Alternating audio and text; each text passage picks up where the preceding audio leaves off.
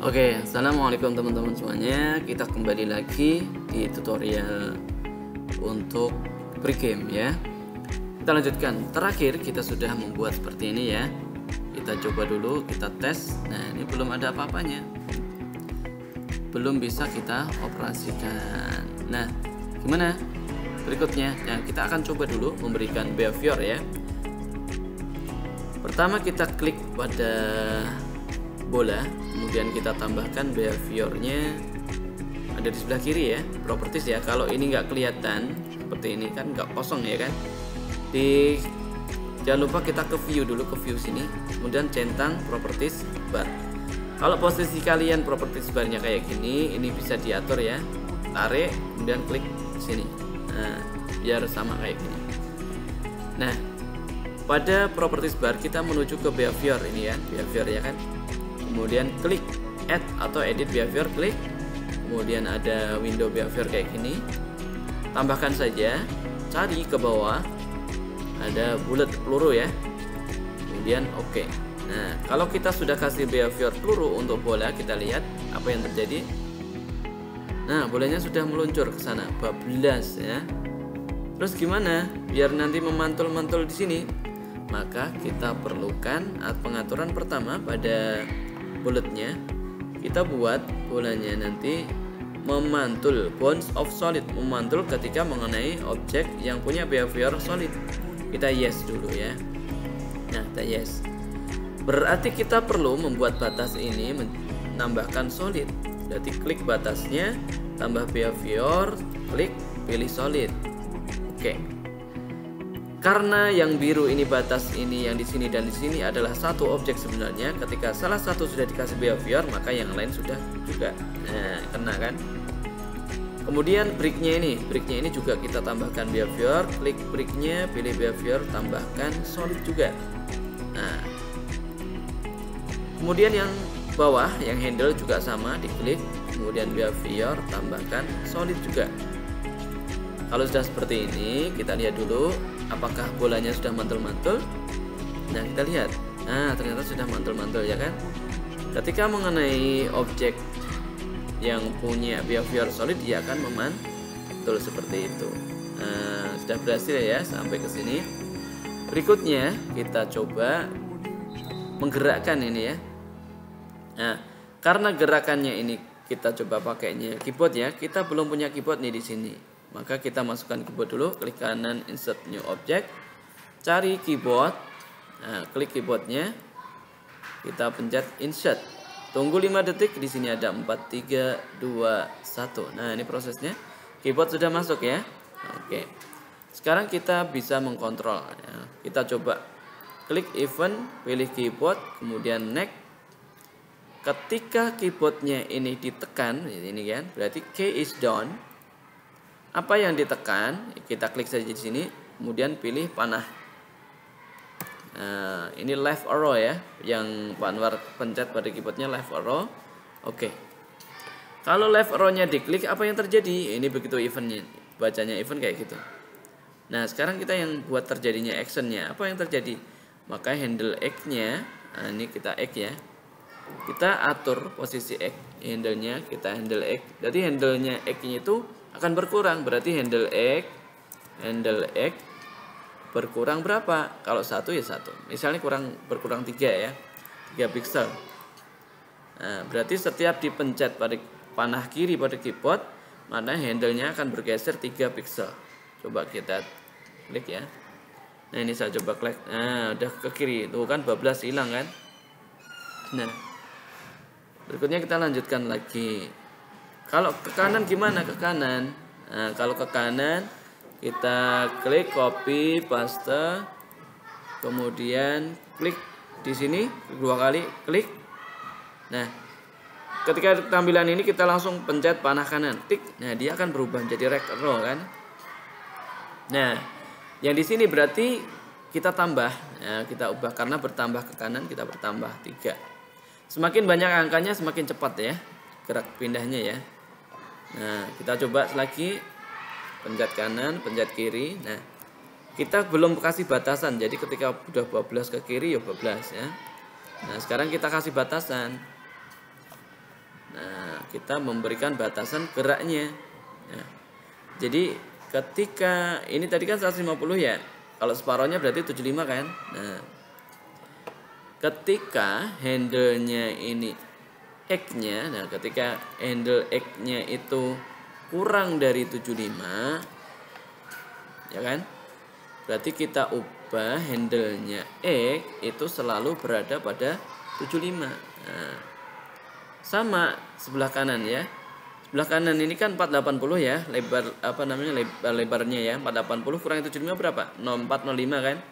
405. Berarti kita kalau handle-nya lebih X-nya itu ya, kompar X-nya lebih dari 405, maka ini bisa di copy aja, klik kontrol, geser sini ya, maka ini dibuat 405. Jadi X-nya 405. Kita coba lagi, pencet. Nah, udah mentok kan? Nah, udah nggak geser lagi. Ini udah dipencet tapi nggak geser lagi. Udah. Jadi sudah berhenti di sini. Nah, begitu ya. Terus bolanya hilang ya kan? Bolanya hilang ya. Kita sudah mengatur geraknya kanan kiri. Sekarang bolanya ya. Kita atur bolanya yang hilang dulu. Nah, karena kita mau mengatur bolanya hilang, kita berarti perlu apa? Jadi kan kita atur dulu ini. Setiap waktu kita butuh nyawa kan ya. Jadi kita tambahkan global variable dulu. Ini variabel nyawa atau life gitu juga boleh ya. Nyawa. Nah, terus ada apa lagi? Nyawa ini dulu ya. Kita atur nyawanya dulu aja. Jadi setiap waktu, nah, kita buat setiap waktu itu sistem every tick. Nah, setiap waktu. Nah, setiap waktu apa yang terjadi? Setiap waktu yang terjadi itu kita akan menampilkan nyawa yang di sini ya. Berarti ini. Setiap waktu yang terjadi adalah live ini frame-nya selalu sama dengan V nyawa. Loh kok nyala ini? Ah, ini diedit ya. Klik kanan edit, bukan nyala, nyawa. Nah, ketika diubah di sini ini otomatis akan ikutnya. Ketika nyawanya 0 maka yang muncul yang ini, yang frame ke 0 ya kan, frame ke 0. Jadi ketika kita ubah nyawanya jadi 3 yang pertama kali, oke ya. Maka nanti yang muncul di sini adalah yang frame 3 ini. Nah, itu ya maksudnya, paham ya? Kita coba tes dulu. Ini kan kosong ya, 0 ya. Kita tes coba. Nah, lihat sini nyawanya sudah ada 3 kan. Nah, itu fungsi dari ini tadi, buat variabel nyawa. Nah, ketika bolnya itu keluar ya, keluar tuh berarti out ya, keluar outset dari layout, keluar dari layout, maka kita mengurangi nyawanya ya kan. Bola ini di destroy, hancur kan, destroy, kemudian nyawanya berkurang, berarti kita ke sistem, kita subtract, kurangi ya, nyawanya 1. Nah, berkurang kan. Kita lihat lagi apa yang terjadi kalau ini ya, kita bablasin aja tuh kan, nyawanya kan berusaha kurang 1 kan. Nah, paham ya maksudnya ya. Oke, kalau nyawanya belum habis, kita munculin lagi tuh bolanya di sini. Nah, kita copy dulu posisinya ya, copy. Nah, jadi ketika nyawanya, ketika bolanya hancur, destroy, sementara nyawanya ya berarti ini lagi, klik kanan, tambahkan nih. Sementara nyawanya itu lebih dari 0, maka kita buat bola lagi. Makanya create ya, di sistem kita create objek apa, bola. Posisinya di mana ini yang copy tadi ya, 782 kita taruh di yang Y. Nah, ini X-nya 236, 782. Jadi ketika bolanya hilang, hancur gitu kan, ya, kita buat bola baru lagi di posisi ini selama nyawanya masih lebih dari 1. Kita coba lagi ya. Nah, kita coba di situ ya, kita hilangin, cing, nah muncul lagi di situ. Nyawanya tapi berkurang, cing, hilang lagi kan. Nah, nyawanya berkurang lagi, cing. Nah, Sekarang kalau udah habis hilang, nggak muncul lagi bulannya. Udah, berarti selesai kan permainan, game over gitu kan. Nah gitu. Selanjutnya kita buat ketika bola mengenai bricknya hancur ya. Kita coba.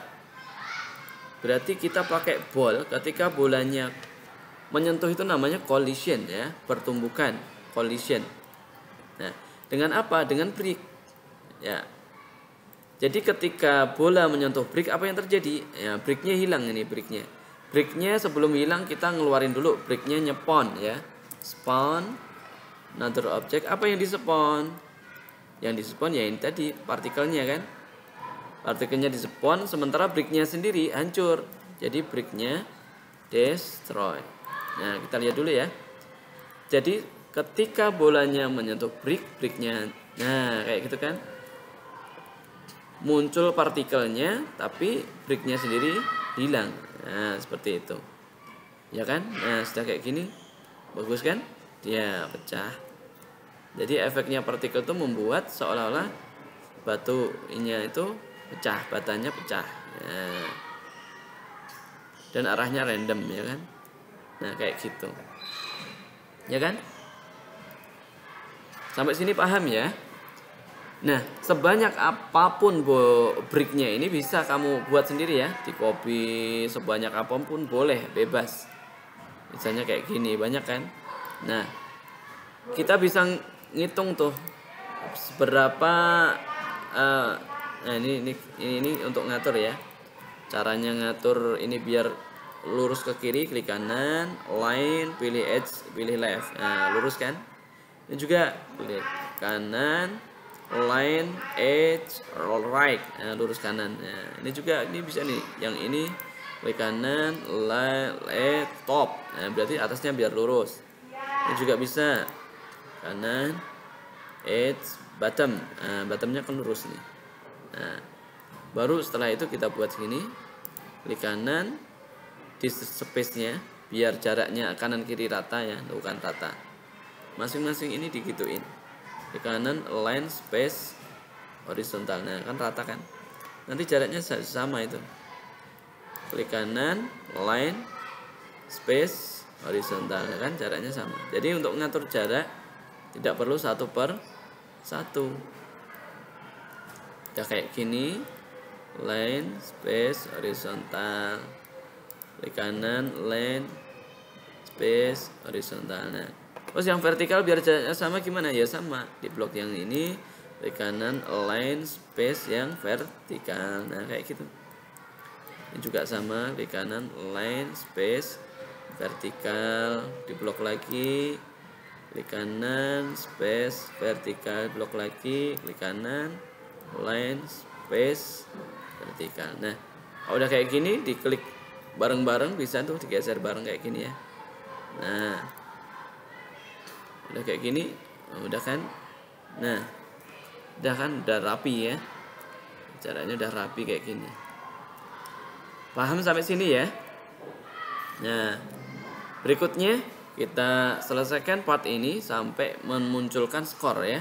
Kita butuh skor nih, iya. Berarti kita menuju ke sini.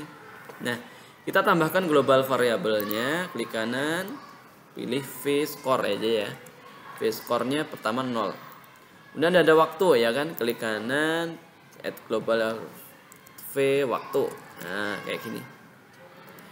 Nah untuk memunculkan skornya berarti kita kan memunculkan skor di tag ini kan. Nah ini namanya apa? Discore. Nah berarti setiap waktu kita ambil yang every tick di sini, kita tambahkan di actionnya every tick.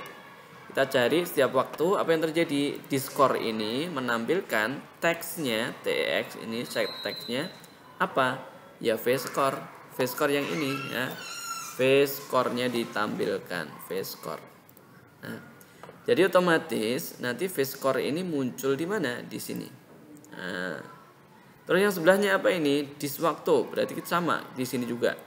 Klik dis waktu, teksnya, set teksnya, kemudian kita munculkan v waktu. Kemudian ditambahkan di n ya. Ingat tanda petik ya. tanda petik jangan lupa karena menulis huruf detik. Jadi V waktu detik. Nah, ini 0 nanti bertambah 0, 1, 2 dan seterusnya sampai berapa detik ya akan muncul.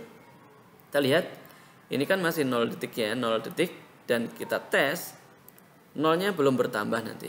Nah, kita lihat ini skornya sudah 0 ya kan. Kemudian waktunya masih 0 detik.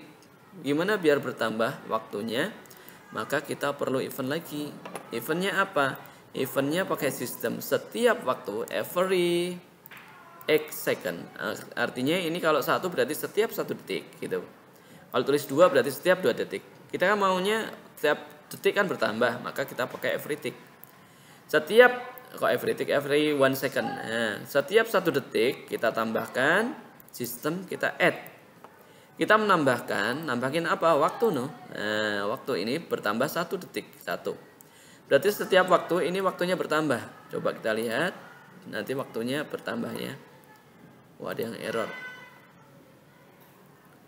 Coba lagi ya. Nah, lihat. Nah, ini waktunya kan sudah bertambah ini. 3, 4, 5. Nah, ini kan setiap waktu, setiap detiknya dia bertambah. Nah, sudah sampai sini kira-kira bisa dicoba dulu ya. Dicoba sampai kalian menemukan hasil yang miris seperti ini. Terima kasih, kita jumpa lagi di part berikutnya. Assalamualaikum warahmatullahi wabarakatuh.